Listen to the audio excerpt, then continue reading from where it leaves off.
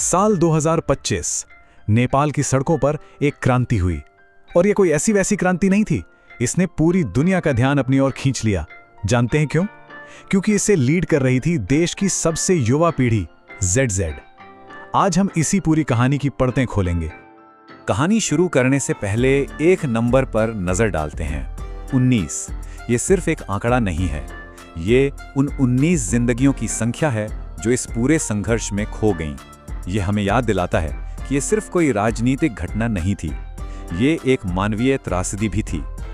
एक social media ban, एक पीढ़ी का गुस्सा और एक सरकार घुटनों पर।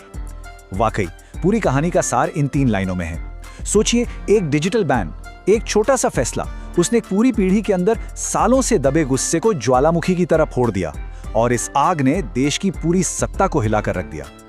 तो सवाल यह है कि ये सब हुआ कैसे? चलिए इस पूरी कहानी को समझने के लिए हम इसे 5 हिस्सों में तोड़कर देखते हैं। सबसे पहले वो चिंगारी क्या थी, फिर वो कौन सा ईंधन था जिसने आग भड़काई।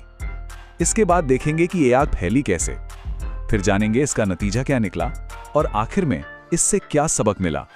तो चलिए शुरू करते हैं पहले हिस्से से, वो चिंगारी। सब कुछ एक सरकारी फैसले से शुरू हुआ, एक ऐसा फैसला जिसने पूरे देश में विरोध की आग लगा दी। सरकार ने अचानक से एक डिजिटल शटडाउन कर दिया।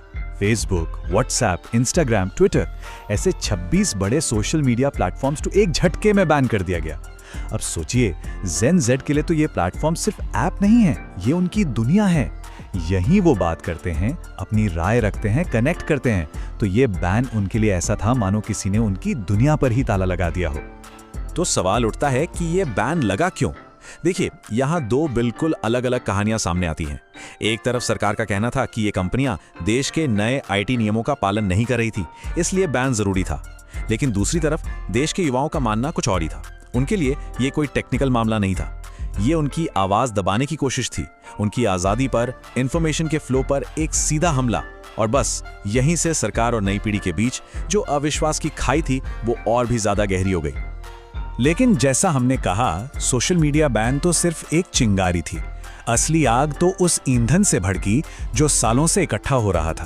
तो चलिए अब बात करते हैं उस ईंधन की, उन गहरी शिकायतों की। नेपाल का युवा लंबे समय से कई समस्याओं से जूझ रहा था।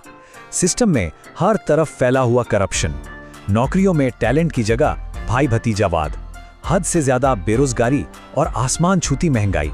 और इन सब के ऊपर एक ऐसी इकोनॉमी जो अपने ही युवाओं को देश में मौके देने की बजाय उन्हें विदेश जाकर काम करने पर मजबूर कर रही थी। ये सारी फ्रस्ट्रेशन, ये सारा गुस्सा एक साथ मिलकर एक विस्फोटक स्थिति पैदा कर रहा था। और यहाँ एक शब्द को समझना बहुत जरूरी है, भाई भतीजावाद यानी नेपोटिज्म।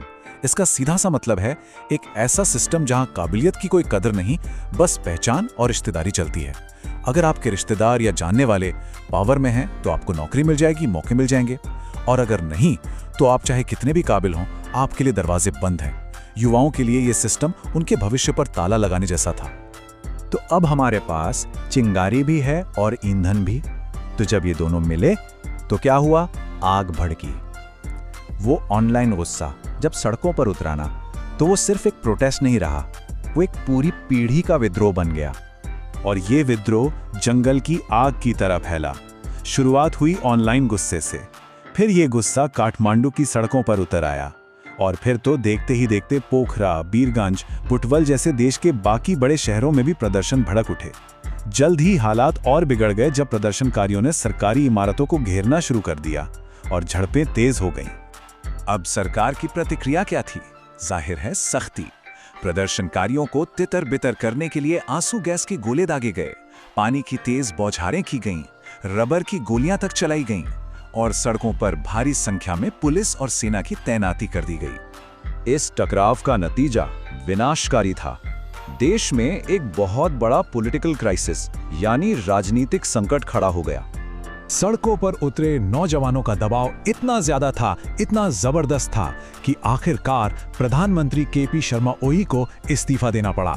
ये इस आंदोलन की बहुत बड़ी जीत थी, लेकिन इसके साथ ही देश एक और भी गहरे राजनीतिक संकट में डूब गया। इस पूरे संकट के बाद अब सबसे बड़ा सवाल ये था कि आगे क्या? यहां से रास्ता किधर जाता है? एक राष्ट्र का पुनर्निर्माण कैसे होगा? तो एक्सपर्ट्स ने देश में स्थिरता वापस लाने के लिए 4 जरूरी कदम सुझाए। पहला, करप्शन पर जीरो टॉलरेंस और हर लेवल पर जवाबदेही तय करना। दूसरा, युवाओं के लिए नौकरियां पैदा करने को टॉप प्रायोरिटी बनाना। तीसरा, छीनी गई डिजिटल आज़ादी को तुरंत बहाल करना। और चौथा और शायद सबसे जरूरी, सरकार और युवाओं के बीच बातचीत का एक मजबूत और भरोसेमंद चैनल बनाना। और देखिए, नेपाल में जो कुछ हुआ वो सिर्फ नेपाल की कहानी नहीं है। ये दुनिया के हर विकासशील देश के लिए एक बहुत बड़ा सबक है, एक सीधी सी चेतावनी है कि अगर कोई भी सरकार अपने युवाओं के मुद्दों को, उनकी आवाज को नजरअंदाज करती है तो उसके परिणाम बहुत बहुत गंभीर हो सकते हैं। तो आखिर में ये पूरी कहानी हमें एक बड़े सवाल के साथ छोड़ जाती है। युवा शक्ति यानी यूथ पावर आखिर है क्या? निर्माण की ताकत या फिर विनाश की? शायद इसका जवाब इस बात में छिपा है कि कोई भी समाज अपनी नई पीढ़ी को कितनी गंभीरता से सुनता है और उन्हें आगे बढ़ने के कितने मौके देता है। सोचने वाली बात है ना?